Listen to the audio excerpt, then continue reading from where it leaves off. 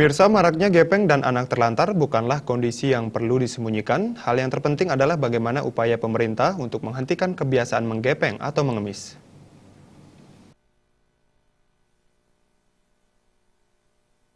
Kepala Dinas Sosial dan Tenaga Kerja Kota Denpasar, Anom Suradi mengatakan, setelah berjalan 3 bulan, tim terpadu reaksi cepat penanggulangan gepeng dan anak telantar berjalan baik. Mengoptimalkan program pemerintah ini, masyarakat dihimbau jangan lagi menumbuhkan kebiasaan memberi bagi peminta-minta. Memaksimalkan upaya penertiban, pemerintah Kota Denpasar dalam waktu cepat juga berencana menyusun perwali. Kita tetap selalu kita menghimbau jangan ada sifatnya memberikan pemberian kepada mereka karena itu tidak mendidik sifatnya. Itu ada kita himbauan itu. Nah, ke depan kami sedang menyusun namanya perwali khusus tentang penanganan gepeng. Namun lebih awal sudah kami bentuk. Silakan nanti melaporkan ke Pro Denpasar kalau menemukan gepeng. Nanti di-share ke kami siap tidak lanjut sesegera mungkin.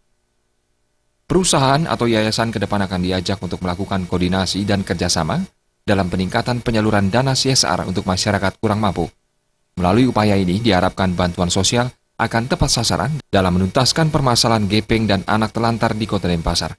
Kedepan Dinas Sosial dan Tenaga Kerja juga berencana merumuskan metode pengumpulan pundi dana sosial untuk merespon kepedulian masyarakat atas permasalahan gepeng dan anak telantar.